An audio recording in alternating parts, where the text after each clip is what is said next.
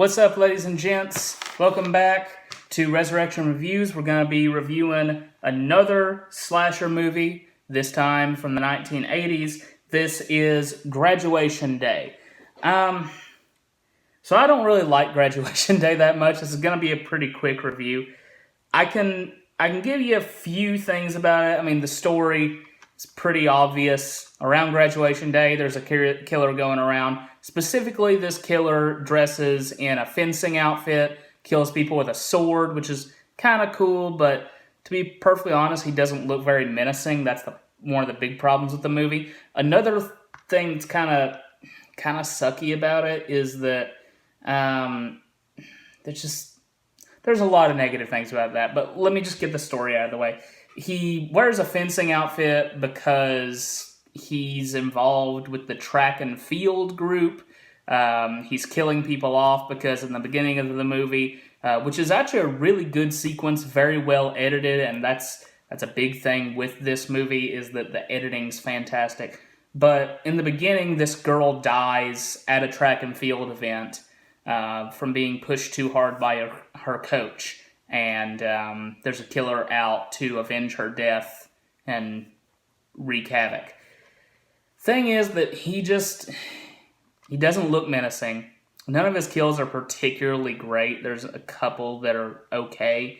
Most of the special effects here are not too great.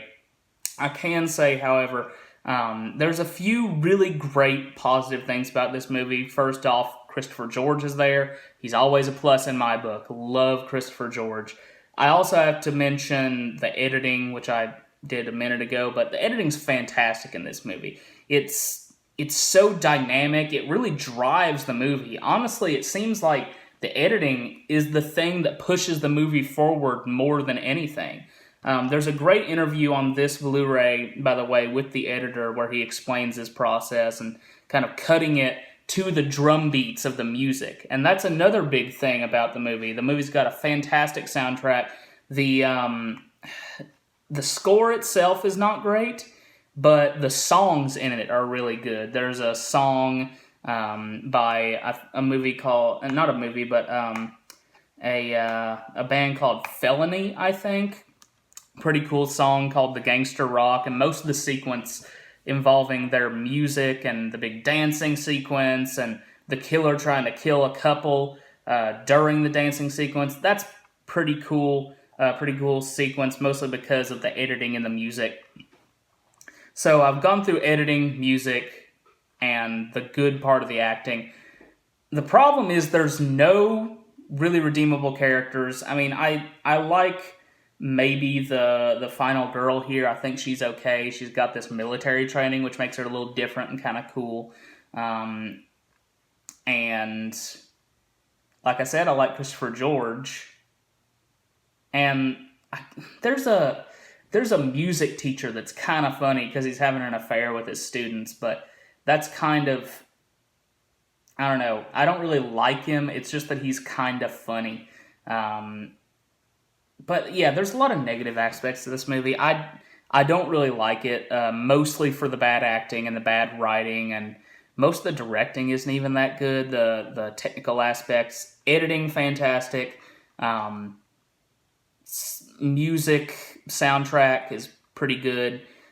Pretty cool stuff there. Christopher George is good. I can't remember the name of the actress that played the lead girl here. But, let's see. Patch McKenzie, that's her name. She's pretty cool here. I like that. I like her in this movie. And pretty much, though, everything else kind of stinks. I really can't recommend this movie. It's not that good. I kind of keep it just as kind of a collector, honestly. I don't really watch it a lot. I've only watched it a couple times for reviews or just to see it.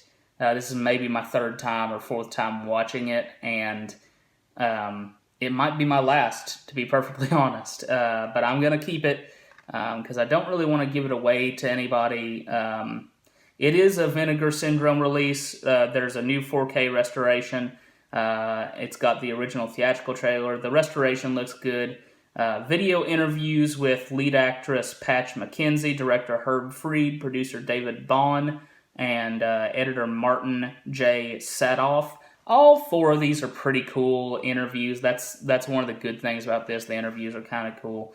The commentary track with David Bond is all right. I haven't listened to the whole thing, but I've listened to a little bit of it. And the commentary track with The Hysteria Continues is pretty informative and pretty cool. I like The Hysteria Continues, to be perfectly honest. But that's really the extent of this movie. I'm not a fan. I can't recommend it to anybody. It is on Amazon Prime if you have to subject yourself to it. I will warn, if you're a person like me, there is nudity in the movie. So if you don't like that, like me, there's at least 2 or 3 instances of nudity. And I would say definitely at least try to skip over that. But if not, I mean, be to your own devices. But anyway, not a great movie. It does have Linnea Quigley in there. One of her first movies, so I guess that's kind of a milestone. But overall, just kind of a stinker, to be perfectly honest, and a downer. It took me forever to get through this. And the last part of it, I was mostly playing guitar and had a lot of the movie on mute. Dialogue's really bad. I'm not a fan of this movie, so. But Graduation Day, it is what it is. Really the first movie that I've watched in this series that I have utterly disliked. So, anyway, Graduation Day, that's it. I'm going to get to Maniac fairly soon, maybe beginning of next week, or maybe even sometime this weekend. Probably pop it in while I'm doing some housework to have it on in the background, watch the cool stuff there. I will say I do like Madman. So, rock on. If you like, subscribe. Talk to you later. Oh, one extra thing to kind of lengthen this video a little bit and say one extra little thing here. The next movie after Madman has been determined to be one that I do not own. Put it in the randomizer. Put the list in the randomizer. I think I have as complete a list as I can find that I have access to at this point. So I've put the list in the randomizer again. And it's a movie from 1978 called The Redeemer, Son of Satan. So, I haven't seen this before. There's not a lot on IMDb about it. I will say there is one review on there. I usually read the top user review.